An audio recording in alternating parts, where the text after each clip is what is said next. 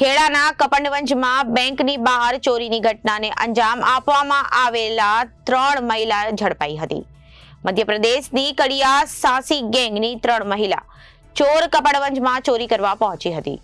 પોલીસે શંકાના આધારે ઝડપી એમની પૂછપરછ હાથ ધરતા ચોંકાવનારી વિગતો સામે આવી. ખેડાના કપડવંજમાં બેંકની બહાર ચોરીની ઘટનાને અંજામ આપવા આવેલા 3 મહિલા ઝડપાઈ ગયા. મધ્યપ્રદેશની કડિયા ઝાંસી ગેંગની 3 મહિલા ચોર કપડવંજમાં ચોરી કરવા પહોંચી હતી. પોલીસે શંકાના આધારે ઝડપી પાડ્યા હતા અને તેમની પૂછપરછ કરતા ચોંકાવનારી વિગતો સામે આવી છે. દેશના 6 રાજ્યોમાં ચોરીની ઘટનાઓને અંજામ આપતી હતી અને આ ગેંગ અત્યાર સુધીમાં મહિલાઓ સામે 25 થી વધુ ગુનાના અંજામ આપ્યો હોવાના ગુના નોંધાઈ ચૂક્યા છે. આ ગેંગ કોઈ એક શહેરમાં પહોંચી અને બેંકની બહાર રેકી કરી છે અને બેંકમાંથી રૂપિયા લઈ બહાર નીકળતા વ્યક્તિ પર વોચ રાખી રસ્તામાં લોકો મળતા જ ઘટનાને અંજામ આપતા ફરાર થઈ ગયા હતા. કપડવંજ ટાઉન પોલીસની સતર્કતાથી એક આંતરરાજ્ય ગેંગ પકડવામાં આવેલી છે. એમાં જે 3 મહિલાઓ પકડવામાં આવી છે એ મૂળ મધ્યપ્રદેશના રાજગઢ જિલ્લાના અલગ અલગ ગામના છે. એ લોકોની એમો એવી હોય છે કે કોઈ પણ બેંક હોય, બેંકની બહાર રેકી કરવાની અને કોઈ પણ વ્યક્તિ કેશ વિડ્રો કરી અને પોતાના ઘરે જતો હોય એ દરમિયાન સતત પીછો કરવાનો. વ્યક્તિ જો કોઈ પણ જગ્યાએ વચ્ચે થોડીક મિનિટ માટે પણ રોકાય તો તરત જ એ નજર ચૂકવી અને પૈસા લઈ અને ચોરી કરવાની. આ જે ગેંગ છે એમાં 3 બહેનો પકડવામાં આવેલી છે. 3ની વિગતે પૂછપરછ કરતા અને અન્ય જે ટેકનોલોજીકલ જે પોર્ટલ છે અને બીજા રાજ્યો સાથે પણ સંપર્કમાં રહી અને તપાસ કરતા ટોટલ 25 જેટલા ગુનાની અંદર આ 3 બહેનો વોન્ટેડ છે. ત્યાં ઘણા બધા આરોપીઓની આ પ્રકારની એમો છે. એમાંથી અત્યારે જે પકડ્યા છે એ લોકો દિલ્હી, પંજાબ, ઉત્તર પ્રદેશ, મહારાષ્ટ્ર, રાજસ્થાન, તેલંગાણા આ પ્રકારના અલગ અલગ રાજ્યોમાં આ પ્રકારના ગુનાહિત કૃત્યોને અંજામ આપેલા છે. 19 જેટલા ગુનામાં એમની ધરપકડ થઈ ગયેલી છે અને અન્ય ગુનાની અંદર એ લોકોની ધરપકડ બાકી છે. હાલ અમે મહારાષ્ટ્ર પોલીસનો સંપર્ક કરેલો છે. મહારાષ્ટ્ર પોલીસ આ લોકોને લેવા આવી રહી છે અને હાલ કપડવંજ ટાઉન પોલીસે એમની ધરપકડ કરી અને મહારાષ્ટ્ર પોલીસને આપવા માટેની કાર્યવાહી ચાલુ છે.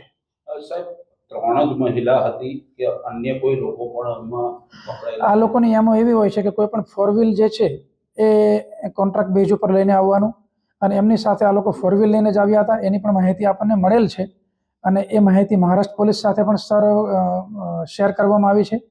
એટલે જે કારનો ચાલક હતો, 3 મહિલાઓ બેંકની બહારથી પકડાઈ ગઈ હતી પણ કારનો ચાલક કાર લઈ અને નાસી ગયેલ છે.